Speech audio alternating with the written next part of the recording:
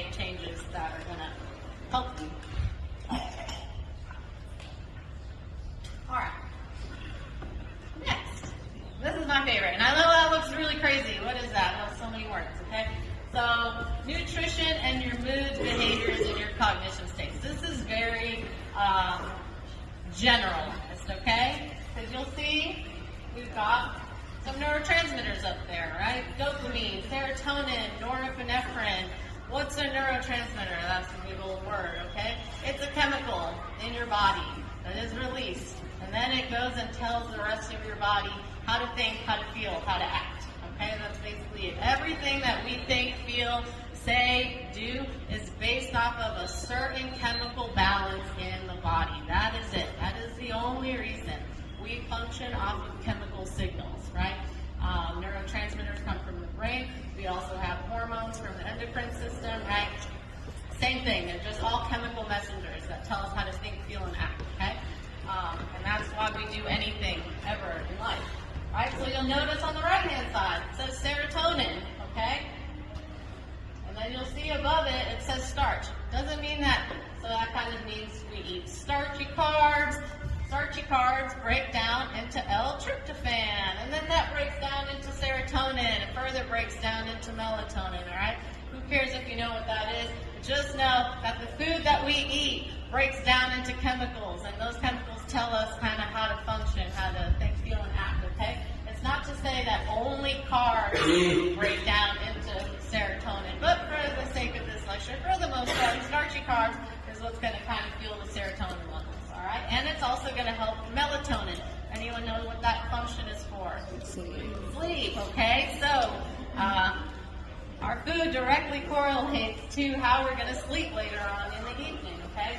So if you see on that serotonin side, if we're eating the right types and quantities of, let's say, some starchy carbs, we're going to feel relaxed, right? We're going to find pleasure in things. We're going to have impulse control, which is huge, okay?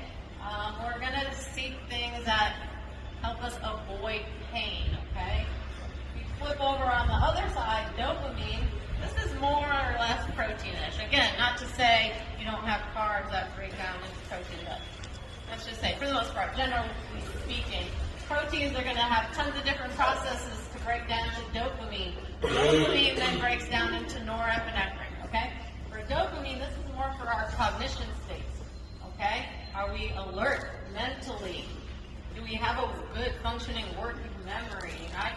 Do you feel motivated? If we're eating the right types of proteins and the right quantities, we're going to feel motivated.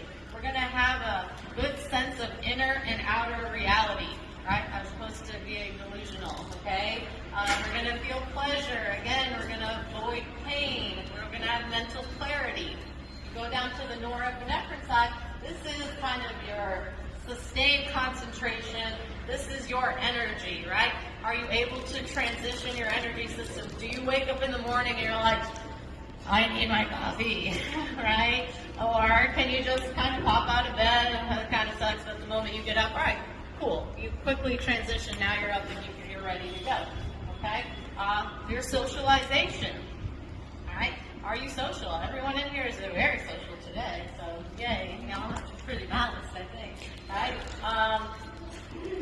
Do you make plans and in that moment you're like, yes, awesome, social, plans come and you're like, God, I don't want to go, okay? So this is why, okay? At that moment in time when you made it, right, you probably were feeling good, you had some endorphins flowing through you, you made these plans. When the plans come in that moment, if you're feeling like, oh, I really don't want to go, there's probably a little imbalance here with your norepinephrine, all right? And how's that, okay?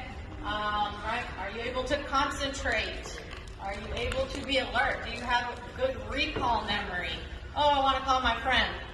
What was my friend's name again? I'm looking at my phone. I want to call Jansen. I forget Jansen's name. I know Jansen very well, but I can't recall her name in that split moment, right? That's recall memory. All right. So, again, this just goes to show you what you eat breaks down into certain chemicals, and these chemicals are going to let you know in that moment how you think, how you feel, how you act, and this is always changing, okay? You also see on there physical activity. Points